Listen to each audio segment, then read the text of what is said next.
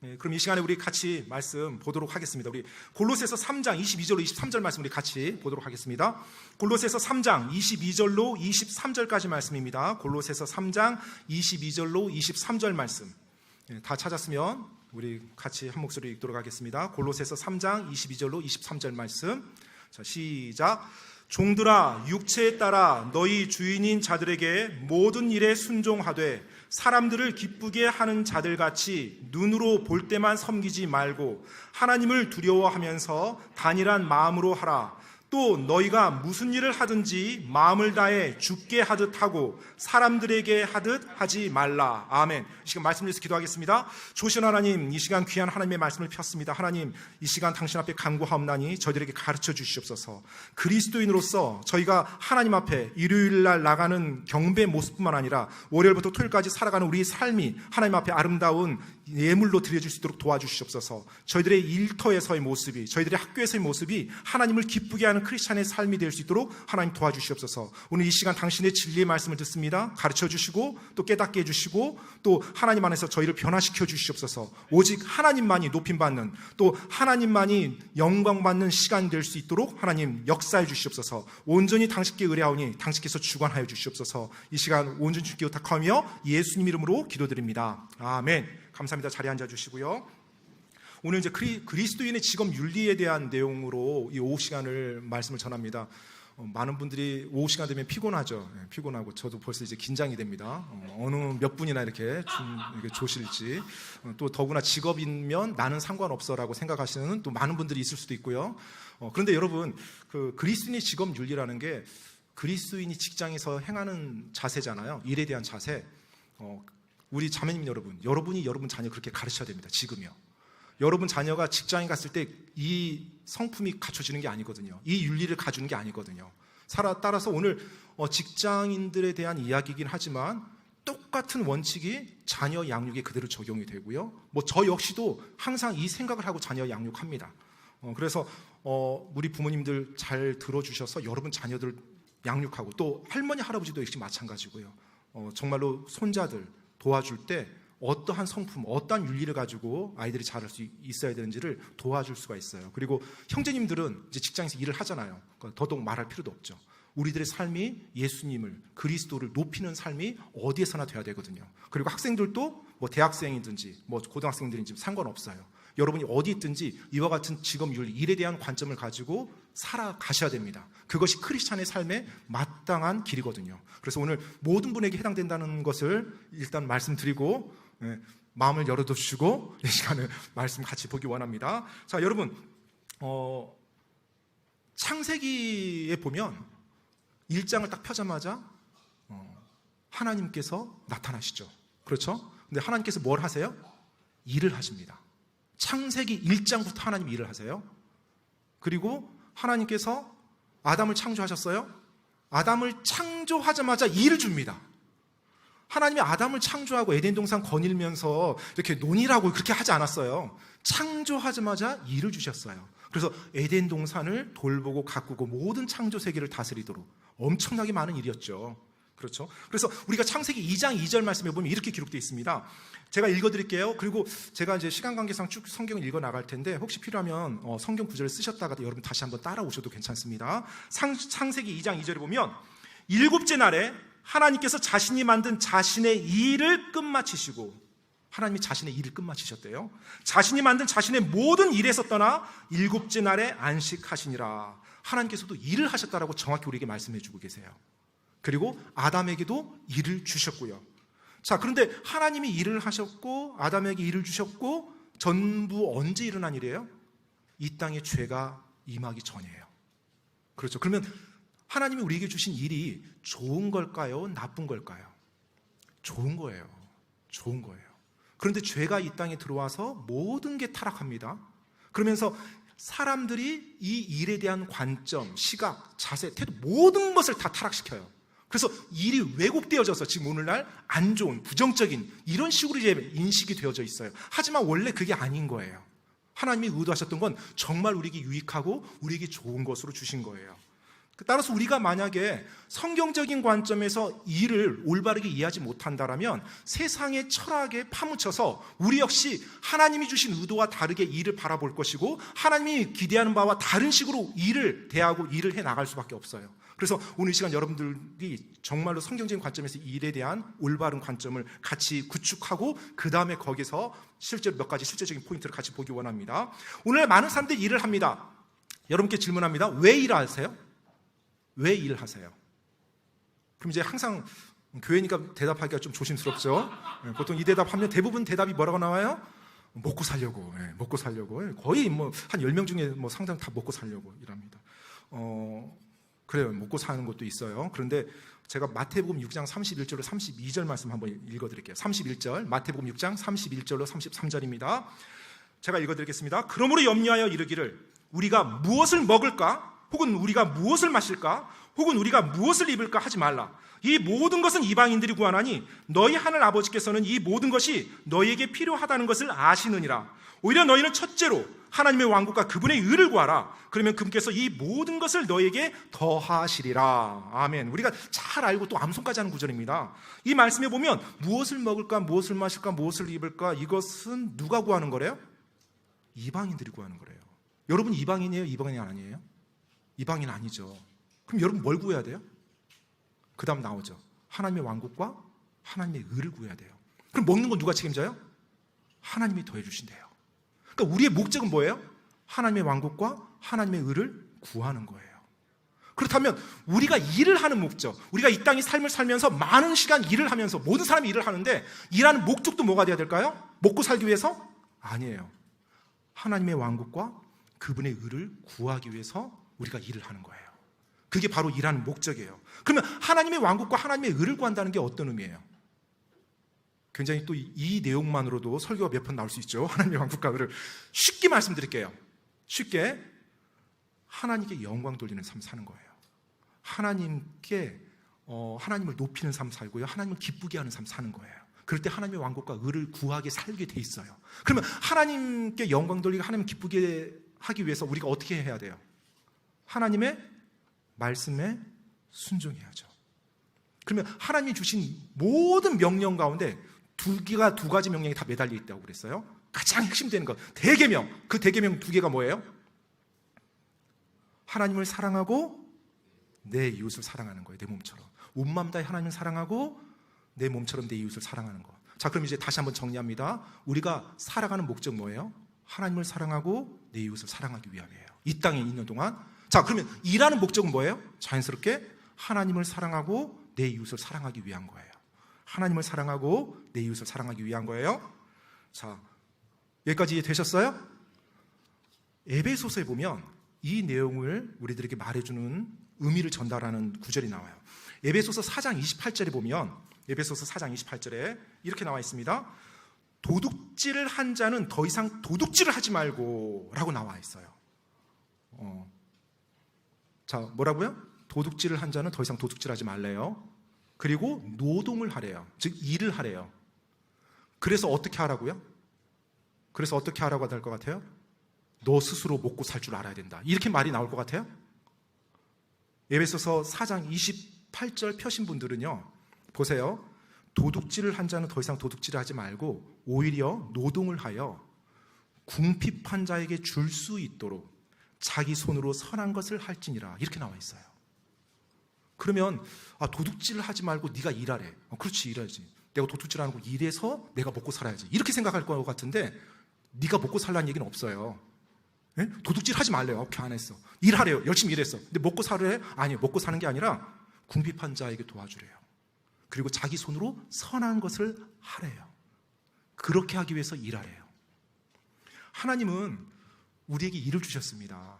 그런데 일을 주신 목적이 먹고 살기, 그게 목적이 아니에요. 물론 그것도 한 부분이긴 돼요. 하지만 그게 주요한 목적은 아니라는 거예요. 그것이 궁극적인 우리가 일하는 목적이 아니라는 거예요. 궁극적인 목적은 뭐예요? 하나님을 사랑하고 하나님의 왕국, 하나님의 의를 구하는데 하나님을 사랑하고 내 이웃을 사랑하면서 이 일을 해나가는 거예요. 우리들의 삶의 공식에서 하나님이 빠지잖아요. 그러면 일의 목적이 먹고 사는 것이 돼요. 하지만 우리들의 삶의 공식에서 하나님이 계시잖아요. 그럼 우리 일의 목적이 하나님을 사랑하고 이웃을 사랑하는 것으로 나옵니다. 그래서 여러분의 삶의 공식에는 하나님이 계십니까? 안 계십니까? 만약 계시다라면 여러분의 일의 목적 안에는 반드시 하나님을 사랑하고 이웃을 사랑하는 것이 목적이 되어야만 되는 거예요. 그래서 우리가 그렇게 하나님을 사랑하고 이웃을 사랑할 때 우리의 모습 속에서, 우리의 일하는 자세 속에서 정말로 내가 하나님의 말씀에 순종하는 직장에서의 모습이 나올 거고요. 학교에서 대학생들이 정말로 최선을 다해서 자기의 전공을 공부하는 그 모습이 나올 거고요. 또 성령님을 의지하면서 직장 생활하고 학교에서 대학에서 생활하면서 죄를 피하는 내 모습이 나올 거예요. 왜요? 내 목적이 하나님을 사랑하고 이웃을 사랑하는 것이 일의 목적이기 때문에. 하나님을 믿지 않는 사람들도요, 그리스도인 여러분이 그렇게 일을 하면 여러분의 모습 속에서 뭔가 다르다는 걸 눈치채요. 성경에 보면 파라오의 호위대장 보디발이 요셉이 일하는 걸 보고 그에게 모든 걸 다 맡기죠. 요셉이 하나님께 경배하고 하나님 말씀 암송하는 거 봐서 맡겼을까요? 아니죠. 일하는 모습이 달랐거든요. 바벨론 제국의 네시의 통치자가 다니엘을 보고 그를 높이 세워줍니다. 왜요? 다니엘의 일하는 모습이 달랐거든요. 그 젊은이들과. 직장에서 여러분의 일하는 자세는 어떻습니까? 여러분이 사장님과 여러분의 상사에게 대하는 자세, 또 동료와 후배 직원을 대하는 자세, 여러분이 진정 하나님을 올바르게 믿고 올바른 일의 목적을 가지고 하나님을 사랑하고 이웃을 사랑한다는 그 목적을 가지고 일을 하신다면 모습이 달라질 수밖에 없어요. 다르게 보일 수밖에 없어요. 하나님을 안 믿는 사람들조차도. 대학에서 여러분이 공부하는 자세 어떻습니까? 또 교수님을 대하는 자세 어때요? 친구들과 선배와 후배를 대하는 자세 어떻습니까? 여러분이 하나님을 사랑하고 이웃을 사랑하는 목적으로 일을 한다면 다르게 보일 수밖에 없어요. 바로 그 일하는 모습을 통해서 여러분이 섬기는 하나님을 높일 수도 있고요, 여러분이 섬기는 하나님을 업신여기는 결과가 나올 수도 있어요. 여러분이 의도와 상관없이. 그래서 크리스찬들에게 있어서 직업윤리라는 거, 올바른 하나님의 말씀에 따른 직업윤리라는 거 굉장히 중요합니다. 이것은 해도 되고 안 해도 되는 것이 아니라 내 믿음을 일터에서 보이냐 안 보이냐에 그만큼 심각한 문제예요. 오늘 여러분들께 제가 짧게 4가지만 말씀드리겠습니다. 짧아요. 사실 적용하려면 10가지, 20가지도 더 있어요. 근데 제가 4가지만 합니다. 아직 눈 감으신 분 안 계시죠? 그래요. 눈 감으신 분 잘 들으세요. 눈 뜨셔야 될 겁니다. 첫 번째, 잠언 6장 9절 읽어보겠습니다. 6장 9절 제가 읽어드리겠습니다. 오 게으른 자야, 내가 어느 때까지 자려느냐? 내가 어느 때 잠에서 일어나려느냐? 잠에서 일어나셔야 됩니다. 오 게으른 자야, 내가 어느 때까지 자려느냐? 내가 어느 때 잠에서 일어나려느냐? 잠언 6장 9절에 나오는 말씀이에요. 자, 여러분, 첫 번째, 크리스찬으로서 마땅히 해야 될 직업윤리. 사실 크리스찬을 떠나서 상식적인 거죠. 지각하지 마십시오. 여러분의 일터에 지각하지 마십시오. 특히 지각이라는 것은 방금 여기 성경에서 말한 것처럼 게을러서 지각하는 건 정말로 안 좋습니다. 물론 몸이 아파서 아니면 어떤 사고가 나서 부득이하게 지각하는 일이 있을 수 있어요. 여러분 직장 출근하면서 아니면 또 대학교 강의 가면서 학교 가면서. 하지만 그건 말 그대로 극히 드문 경우예요. 그런데 그 극히 드문 경우가 빈번하게 일어나면 그것은 극히 드문 게 아니죠. 그렇죠? 그러면 그것은 뭐예요? 여러분의 삶의 습관과 태도예요. 보통 직장에서 지각하는 사람들이 지각합니다. 아시죠? 직장 다니시는 우리 형제님들, 지각하는 사람이 지각해요. 왜 그럴까요? 지각하는 것도 삶의 태도이기 때문에 그래요. 그래서 절대 지각해서는 안 됩니다. 이거 크리스찬으로서 가장 기본적인 거예요. 사실 초등학생들도 지켜야 되는 기본적인 겁니다. 항상 아침에 여유 있게 일어나십시오. 그리고 여러분이 혹시 어떤 일이 일어날 수 있을지 모르니까 그것에 대한 돌발 상황에 대한 여유 있는 시간을 가지고 집에서 출발하십시오. 그래서 여러분이 여러분의 직장에, 또 여러분의 대학에, 또 여러분 학교에 공부하러 갈 때 절대로 지각하는 일이 없도록 하시기 바랍니다. 만약 내가 지각을 한다면 그건 사실 여러 사람에게 내가 민폐를 끼치는 거예요. 폐를 끼치는 거예요. 예를 들어서 이미 시간이 돼서 회사 동료와 사장님이 다 일을 시작했는데 그때서 내가 들어가는 거예요. 뭔가 일의 리듬을 내가 깨뜨릴 수 있어요. 또 같이 팀워크를 하자고 하면 팀워크를 맞추는 일도 내가 깨뜨리는 거예요. 또 대학에서 교수님이 이미 수업을 시작했어요. 이미 학생들 전부 다 와서 수업 듣고 있는데 내가 뒤에 들어간다. 역시 방해가 되면 됐지 도움이 되지는 않습니다. 이런 차원에서 보면 지각한다는 것이 하나님 사랑과 이웃 사랑이 방해가 돼요. 내가 특히 게을러서 지각했다면 죄를 범하는 거고요. 죄를 범하는데 어떻게 내가 하나님을 사랑하겠어요? 하나님 사랑할 수가 없죠. 그리고 내가 다른 사람한테 폐를 끼치는데 어떻게 그게 이웃을 사랑하는 거예요? 따라서 우리는 단순히 지각이라고 생각하지만 별거 아니네, 별거 아닌 게 아니라 내 성품이 게으름이란 죄 가운데서 계속 살아가고 있을 수도 있어요. 굉장히 안 좋은 습관을 내가 만들어갈 수 있다는 거예요. 하나님 앞에 죄까지 계속 내가 범하며 나는 그걸 스스로 정당화시키면서 살아갈 수 있다는 거예요. 그래서 여러분 절대로 지각하지 마십시오. 여러분의 회사에서, 여러분의 대학에서, 여러분의 학교 생활에서 지각하지 마십시오. 그것이 여러분이 하나님 앞에서 마땅히 가셔야 될 기본적인 에틱, 윤리입니다. 윤리. 첫 번째, 지각하지 마십시오. 두 번째, 골로새서 3장 22절 23절 말씀 한번 읽어보겠습니다. 골로새서 3장 22절 23절 말씀이에요. 오늘 본문 말씀이죠. 다 같이 한번 이것도 읽어보겠습니다. 골로새서 3장 22절 23절 말씀 시작. 종들아 육체에 따라 너희 주인인 자들에게 모든 일에 순종하되 사람들을 기쁘게 하는 자들같이 눈으로 볼 때만 섬기지 말고 하나님을 두려워하면서 단일한 마음으로 하라. 또 너희가 무슨 일을 하든지 마음을 다해 주께 하듯 하고 사람들에게 하듯 하지 말라. 자, 지금 23절에 보니까 무슨 일을 하든지 마음을 다해 주께 하듯 하고 사람들에게 하듯 하지 말라고 합니다. 크리스찬이라고 한다면, 크리스찬 직장인이라고 한다면 무슨 일을 하든지, 특히 직장에서 일을 할 때요, 마음을 다해 주께 하듯 해야 됩니다. 뭐라고요? 마음을 다해 주께 하듯 해야 됩니다. 마음을 다해 주께 하듯. 일을 할 때나 공부할 때나. 여러분이 그렇게 일을 할 때 하나님을 사랑하는 걸 보이는 거예요. 왜요? 첫 번째, 하나님 말씀에 순종하니까요. 하나님 말씀에 순종하기 때문에 내가 하나님을 사랑하는 걸 보이고요. 또 내가 그렇게 열심히 일을 할 때 나의 열심히 있는 일과 나의 성실함으로 다른 사람들이 도움을 받습니다. 유익을 얻어요. 그래서 내가 이웃을 사랑하게 돼요. 그래서 여러분이 직장에서 일을 할 때 여러분의 회사가 여러분으로 말미암아 유익을 얻도록 일해 주십시오. 시간 때우는 게 아니고요, 유익을 얻도록. 여러분의 학교가 정말로 또 여러분의 조직이 여러분으로 말미암아 유익이 되도록 그렇게 일하고 그렇게 열심히 나가시기 바랍니다. 어쩌면 그 말이 여러분이 다른 직원들보다 더 많이 수고해야 된다는 걸 의미할 수도 있어요. 그렇다면 수고 좀 더 해주세요. 수고 좀 해도 그걸로 여러분들이 하나님을 사랑하고 내 이웃을 사랑하는 일을 실천했다라면 하나님이 기뻐하시거든요. 내가 좀 더 수고하는데 하나님이 영광받고 하나님이 기뻐하신다라면 얼마나 가치 있는 일이에요? 얼마든지 더 수고할 수 있지 않아요? 크리스찬으로서. 따라서 여러분의 온 마음을 다해서 정말 여러분에게 주어진 일을 회사에서 성실하게 최선을 다해서 해주시기 바랍니다. 여러분의 회사가 여러분으로 말미암아 유익을 얻을 수 있도록 해주세요. 그게 기본 윤리예요. 그런데 마음을 다해 주께 하듯 하려고 할 때 방해거리가 하나 있습니다. 뭐냐면 여러분의 마음이 무언가에 사로잡혀 있으면 여러분이 회사에서 일을 할 때 마음을 다해 일할 수 없어요. 즉 여러분이 중독에 빠졌을 때, 무언가 여러분이 중독에 빠졌으면 마음을 다해서 일할 수 못해요. 여러분 마음이 계속 거기에 사로잡혀 있거든요. 혹시 여러분 무언가에 빠져 있으신 적 있으세요? 무언가에 빠져 있는데 일을 해야만 해. 그러면 그 일에 마음을 쏟을 수 있던가요? 없죠. 게임에 빠진 직장인이 마음을 다해 죽게 하듯 직장에서 열심히 일하는 거 본 적 있어요? 혹시 여러분 주위에 무언가에 중독된 사람들이 있다면 한번 보세요. 그들이 회사에서 일을 어떻게 하는지, 그들이 학교에서 공부를 어떻게 하는지. 절대로 마음을 다해 죽게 하듯 하지 못합니다. 크리스찬이라 할지라도요.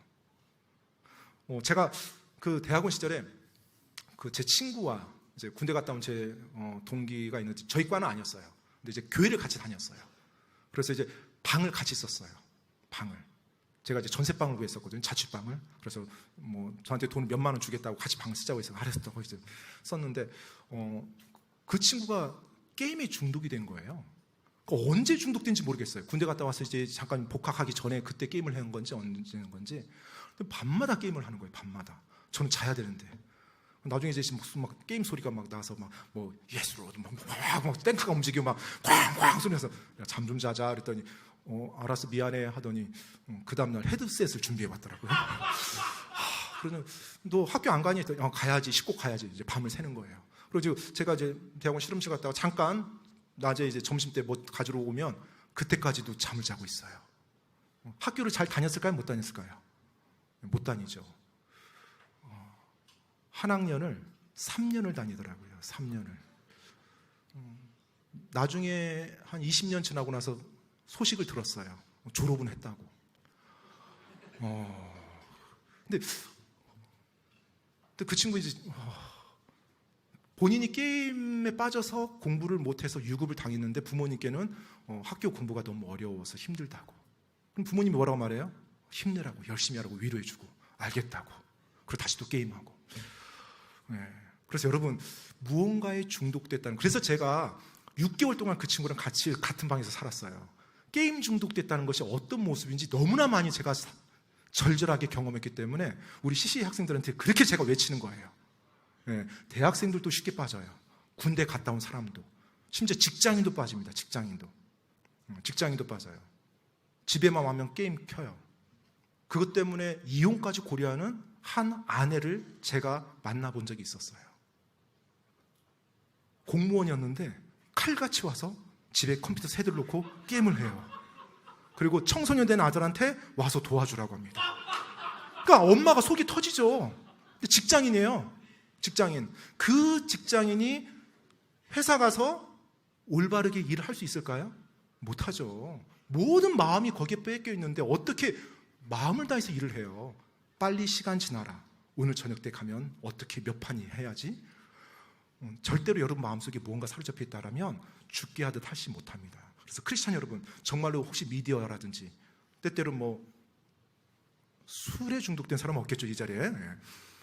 술이라든지 또 심지어 좋은 거라도 중독될 수 있어요. 운동도 중독될 수 있고요, 취미도 중독될 수 있고요. 그렇다면 여러분이 하나님께서 말씀하신 것, 일을 함에 있어서 온 마음 다해 죽게 하듯 하라는 거, 이 명령 못 지킵니다.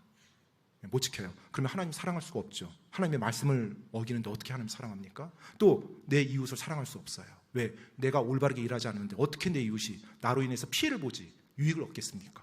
따라서 하나님의 말씀 내가 어기게 되는 거예요.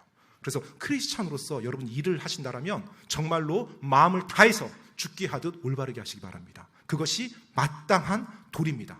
직장인으로서요. 그리고 세 번째 베드로전서 2장 18절로 20절 말씀 한번 읽어보겠습니다. 베드로전서 2장 18절로 20절입니다. 18절로 20절 제가 읽어드리겠습니다.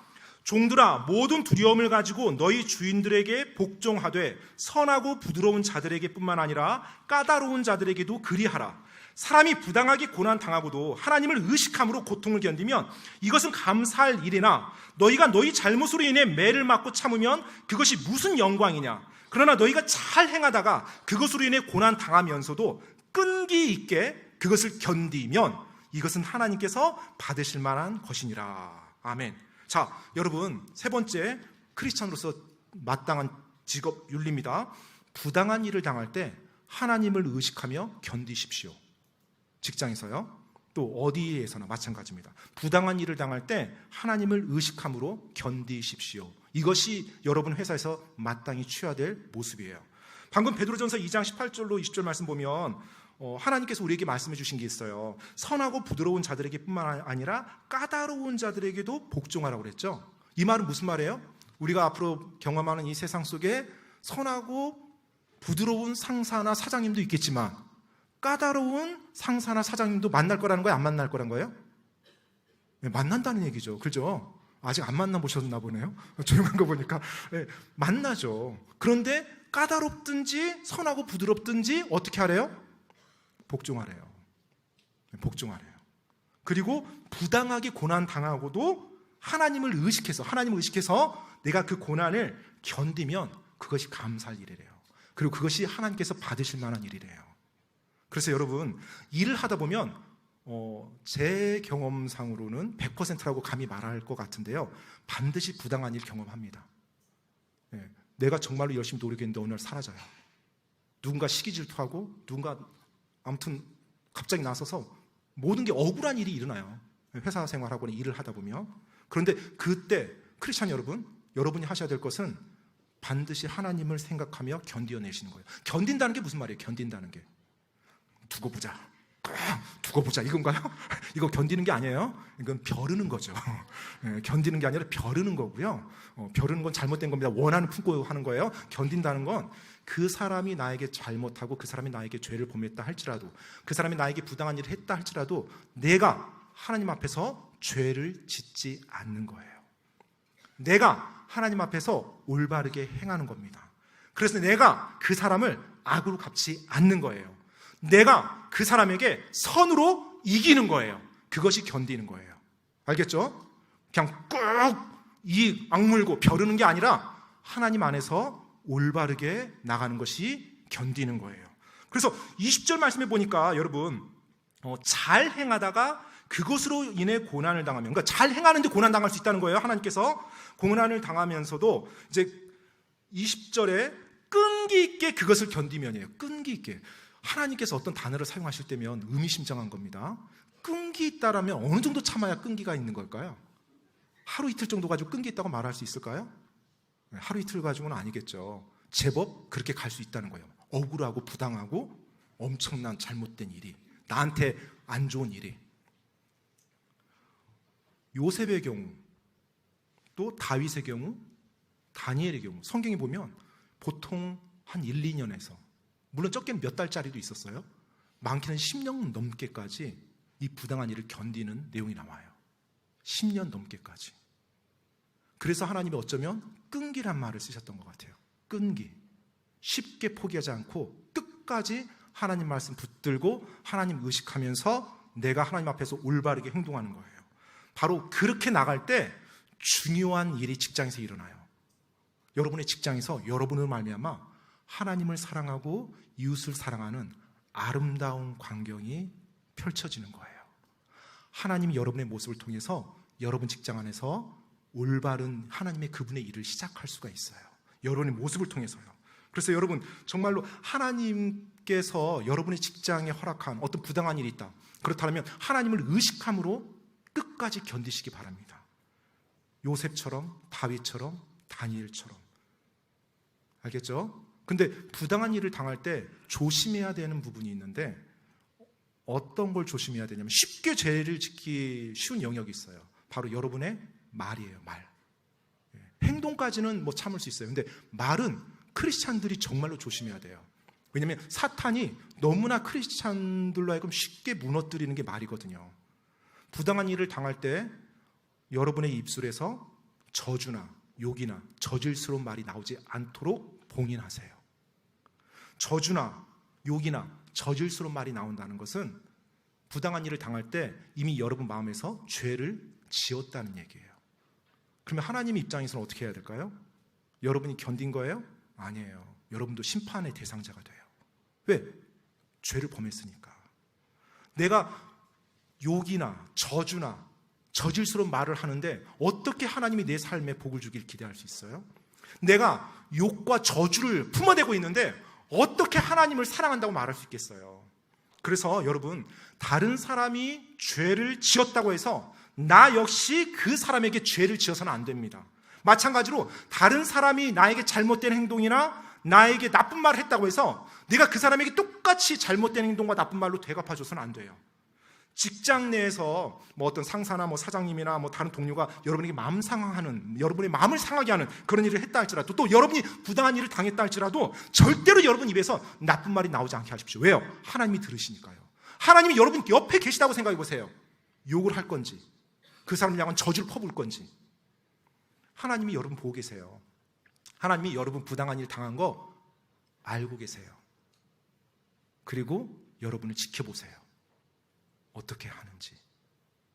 그리고 여러분이 그럼에도 불구하고 선한 일을 했음에도 불구하고 견뎌낼 때 하나님이 흐뭇해하시고 기뻐하실 겁니다. 그리고 자랑스럽겠죠. 어쩌면 욥을 바라보는 그 마음, 다윗을 바라보는 마음, 요셉을 바라보는 그 마음, 다니엘을 바라보는 그 마음, 그 마음으로 여러분을 볼 수도 있어요. 나의 종, 나의 군사.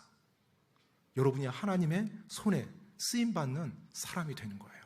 어느 때요? 부당한 일을 당하지만 견디어내며 하나님의 말씀대로 선을 행해 나갈 때 여러분은 하나님의 손에 들린 놀라운 도구가 되고 무기가 되는 겁니다. 그래서 여러분 절대로 악을 악으로 갚지 마십시오. 로마서 12장 17절로 18절 말씀 제가 한번 읽어드릴게요. 로마서 12장 17절로 18절 말씀입니다. 아무에게도 악을 악으로 갚지 말고 모든 사람의 눈앞에서 정직한 일들을 예비하라. 가능하다면 너희가 할 수 있는 대로 모든 사람과 화평하게 지내라. 즉 죄를 짓지 않아야 됩니다. 죄를 짓지 않아야 돼요.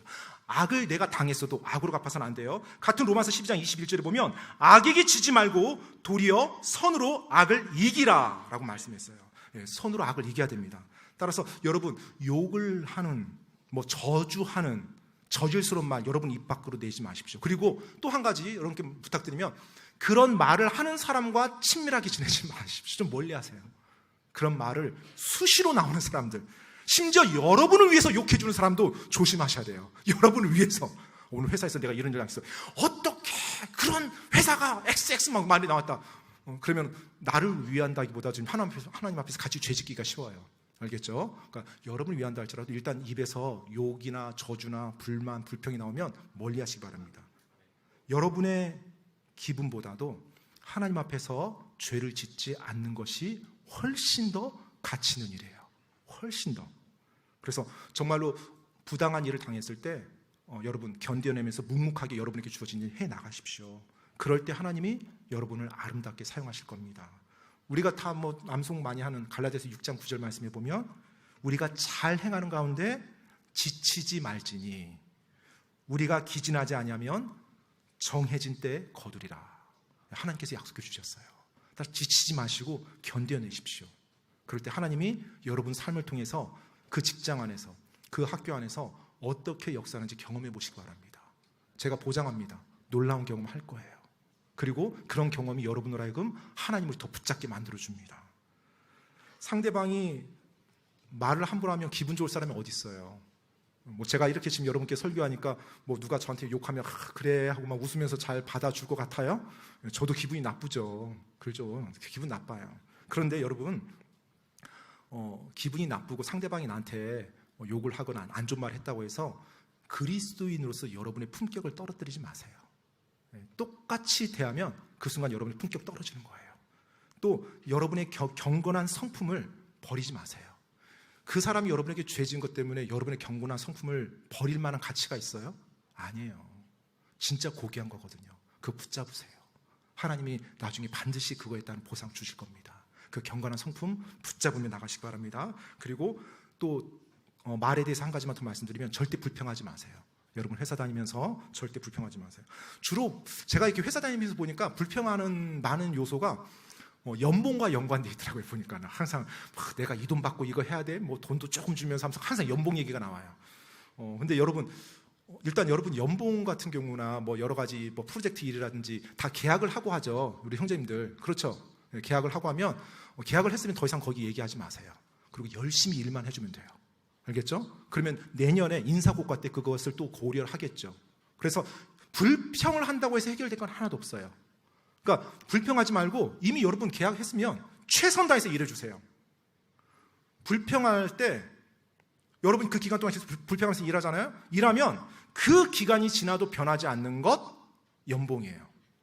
아무리 불평해도. 근데 그 기간이 지났을 때 변해지는 게 있어요. 여러분의 태도예요. 태도가 어떻게 변할까요? 고약하게 변합니다. 고약하게 변해요. 뭐만 잘못되는 게 불평은 말이 나와요. 이 회사, 이거, 이렇게. 그러면서 어느 사이에 내 태도가 완전히 엉망이 돼요. 하나님 보실 때 고약한 냄새가 나는 태도로 변해 있어요. 그 일을 왜 합니까, 여러분? 그러니까 불평하는 것 자체가 굉장히 어리석은 거예요. 그래서 하나님께서 불평이 죄라고 말씀하셨고요. 죄가 내 삶의 습관이 되는 거예요. 불평이라는 죄가. 불평하지 마시고요. 불평할 만한 상황이라 할지라도 신경 쓰지 마세요. 여러분 할 거 마음 다해서 최선 다하십시오. 그러면 하나님이 여러분 옮겨줄 수 있어요. 열심히 일하면. 제가 그런 경우 많이 봤습니다. 그런 경우 봤어요. 회사 다니면서도 다른 회사에서 와달라고 이렇게 해서 가는 사람들도 있고요. 또 어쩌면 여러분이 열심히 일하잖아요. 여러분 위에 상사가 바뀌어요. 갑자기. 상사가 바뀌는 경우도 제가 다 본 것들을 얘기하는 거예요. 그리고 또 어쩌면은 그런 환경에 여러분이 좀 있어야 될 필요가 있어서 하나님이 두시는 것도 있어요. 자기 상황이 지금 어떤지 모르고 계속 좀 깎이라고, 부드러워지라고. 그러니까 불평하는 게 여기 다 해당이 안 돼요. 그러니까 잠잠히 일하시면 돼요. 알겠죠? 크리스찬이라고 한다면 불평하지 말고 잠잠히 일하는 것이 하나님께 가장 좋은 복을 받아내는 방법입니다. 그래서 정말 여러분 최선 다해서 일해 보십시오. 그때 하나님 여러분의 삶을 통해서 움직여 나가세요. 그래서 절대로 여러분의 입술을 통해서 안 좋은 말이라든지 불평이라든지 이런 것이 나오지 않게 하세요. 특히 부당한 일을 당할 때 하나님을 의식하면서 여러분이 살아가시기 바랍니다. 그리고 이제 마지막 한 가지만 더 말씀드리고 마무리할 텐데요. 일을 그만두실 때 올바르게 그만두시기 바랍니다. 일을 그만두실 때 올바르게 일을 그만두세요. 상황과 형편에 따라서 때때로 회사를 옮기거나 여러분 일터를 바꿀 수는 있어요. 충분히 그럴 수 있습니다. 그런데 그리스도인이라면 먼저 하나님께 기도해야 되겠죠. 기도하고 이제 선한 뜻을 구하고, 만약에 회사를 그만두고 그 일을 그만두는 게 맞다라면 그만두시는 것도 맞는데요. 대신에 그만둘 때 아름답게 그만둬야 돼요. 이게 크리스찬의 기본 윤리예요. 네.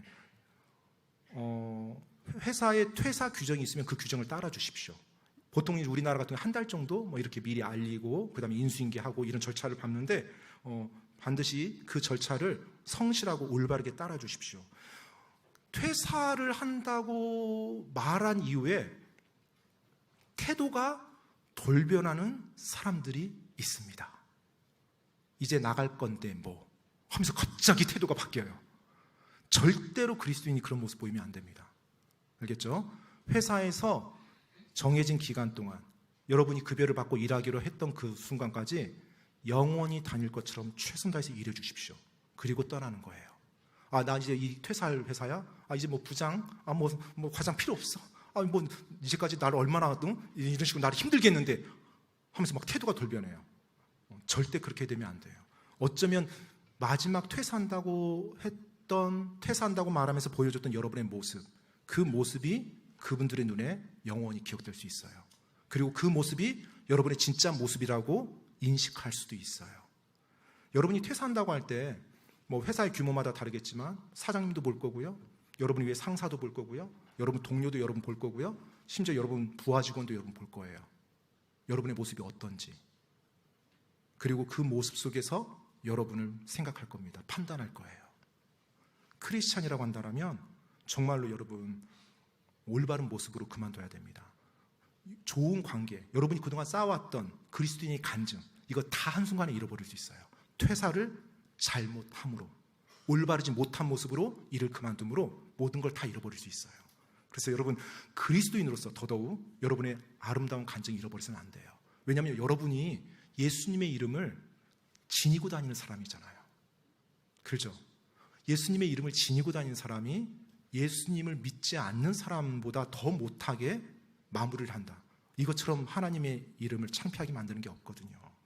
고린도후서 2장 15절에 보면 이런 표현이 나와 있어요. 우리는 구원받은 자들 가운데서나 멸망하는 자들 가운데서나 하나님을 향한 그리스도의 향기로운 냄새니 라고 말하면서 이렇게 써 있습니다. 우리 누구예요? 구원받은 그리스도인들이요. 하나님을 향한 그리스도의 향기로운 냄새래요. 여러분이 어디를 가시나 그리스도의 향기로운 냄새를 품어내시기 바랍니다. 악취가 아니라 향기로운 냄새를 품어내시기 바랍니다. 그럴 때 그곳에서 여러분의 모습을 통해서 하나님께서 일을 하실 수 있어요. 때때로 여러분의 모습을 통해서 그들이, 하나님을 믿지 않았던 그들이 하나님께로 다가올 수도 있고요. 여러분, 일에 대한 성경적인 관점, 그리고 이제 제가 4가지 짧은 어떤 공통적으로 해당되는 부분만 말씀드렸습니다. 정말 우리가 올바른 성경적인 직업 윤리를 가지고 살아갈 때 하나님께서는 일터에서나 또 대학에서나 학교에서나 나를 들어 사용하실 수가 있어요. 우리가 섬기는 하나님은 일요일날 교회에서만 역사하는 하나님이 아닙니다. 맞죠? 예, 월요일부터 토요일까지 내가 직장이든 집이든 어디서든지 내 삶에서 역사하시는 하나님이세요. 그래서 정말로 여러분이 일하는 자세가 하나님이 어떤 분이신지를 드러내 보이는 그 시간이라고 생각하시면서 여러분 일을 해주세요. 그럴 때 하나님이 여러분의 일을 통해서 영광 받으시고 하나님 기뻐하십니다. 그걸 통해서 여러분이 하나님을 사랑하고 이웃을 사랑하는 그 명령을 지키며 하나님을 높일 수가 있어요. 여러분의 일터가 정말로 하나님을 사랑하고 이웃을 사랑하는 기회의 장이라는 것을 잊지 마시고요.